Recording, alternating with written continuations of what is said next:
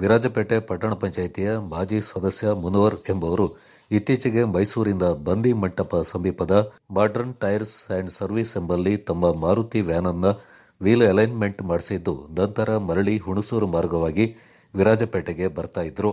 ಆದರೆ ಹುಣಸೂರು ಬಳಿ ವಾಹನದ ಚಕ್ರಗಳು ಅಲುಗಾಡಲು ಆರಂಭಿಸಿತ್ತು. ತಕ್ಷಣ ಮುನವರ್ ಅವರು ಮಾಡರ್ನ್ ಟೈರ್ಸ್ಗೆ ಕರೆ ಮಾಡಿ ಮಾಹಿತಿಯನ್ನ ತಿಳಿಸಿದ್ದಾರೆ. ನಂತರ ಮರಳಿ ಅದೇ ಶೋರೂಮ್ಗೆ ತೆರಳಿದಾಗ ಮೊದಲು ಮಾಡಿದ್ದು ಸರಿಯಿಲ್ಲ, ಅದಕ್ಕೆ 600 ರೂಪಾಯಿ ಬಿಲ್ ಮಾಡಲಾಗಿದೆ. ಮತ್ತೊಂದು ಬಾರಿ ಅದೇ ವಾಹನದ ಟೈರ್ನ ಅಲೈನ್ಮೆಂಟ್ ಮಾಡಿ ಮತ್ತೊಮ್ಮೆ 200 ರೂಪಾಯಿ ಬಿಲ್ ಮಾಡಿದ್ದಾರೆ. ಅಲ್ಲಿನ ಸಿಬ್ಬಂದಿಗಳು ಕೂಡ ಸರಿಯಾದ ರೀತಿಯಲ್ಲಿ ಗ್ರಾಹಕರೊಂದಿಗೆ ಸ್ಪಂದಿಸಿಲ್ಲ.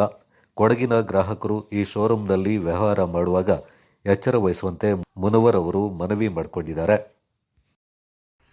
ये पेपर जाता क्यों उनको? इनका ये कोड़क का स्टार मैसूर नहीं हुआ, वो पेपर में आ जाता है। हाँ, ये लिंक होता ना ये।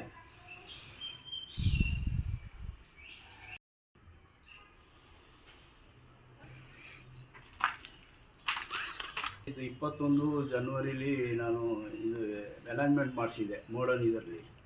ಆದರೆ ನೆಕ್ಸ್ಟ್ ಹುಣಸೂರು ಗಂಟ 100 ಕಿಲೋಮೀಟ್ರ್ ಗಾಡಿ ಓಡಲಿಲ್ಲ, ಗಾಡಿ ಓಬ್ಲಿಂಗ್ ಶುರು ಆಯಿತು.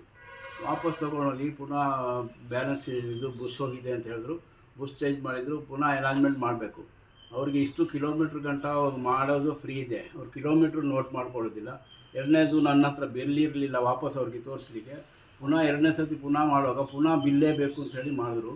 ಅದು ಅಲ್ಲದೆ ಅವ್ರ ಗ್ಲಾಸಲ್ಲಿ ಒಂದು ಸ್ಟಿಕ್ಕರ್ ಹಾಕಬೇಕು. ಅದು ಸ್ಟಿಕ್ಕರ್ ಹಾಕೋದು ವ್ಯವಸ್ಥೆನೇ ಇವರಲ್ಲಿ ಇಲ್ಲ.